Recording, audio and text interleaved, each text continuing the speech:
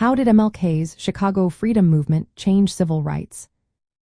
Imagine a city where the fight for equality was just as fierce as in the South, but the battles were fought in neighborhoods, not courts.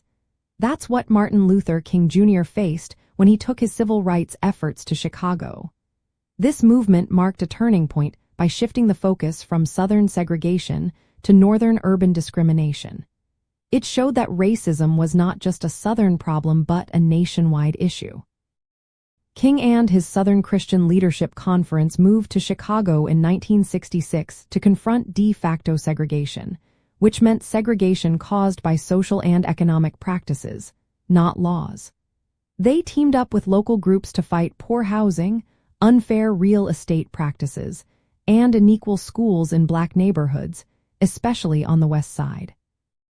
A big part of their work was fighting housing discrimination that kept Black families stuck in cramped, run-down neighborhoods while white families had better options.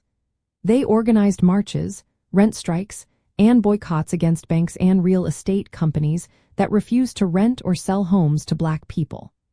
On July 10, 1966, King led a rally with over 30,000 people at Soldier Field. Afterward, they marched to City Hall and presented demands like open housing laws and ending slum conditions. These actions pressured city leaders to act. The city agreed to the Summit Agreement, promising to work toward fair housing policies. This was a major step forward, even if some people disagreed with the deal. The movement also helped create the Leadership Council for Metropolitan Open Communities, which pushed for fair housing in Chicago.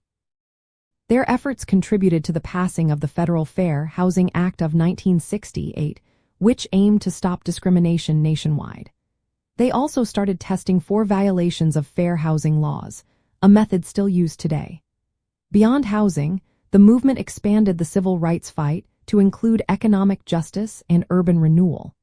King's work in Chicago proved that racism was not just a Southern problem but a national one. It broadened the civil rights movement's goals, making it clear that equal rights meant better living conditions, fair jobs, and equal opportunities everywhere.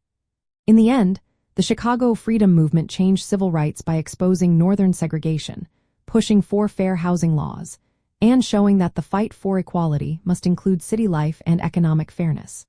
It helped lay the foundation for future efforts to improve urban life and fight racial inequality across the country.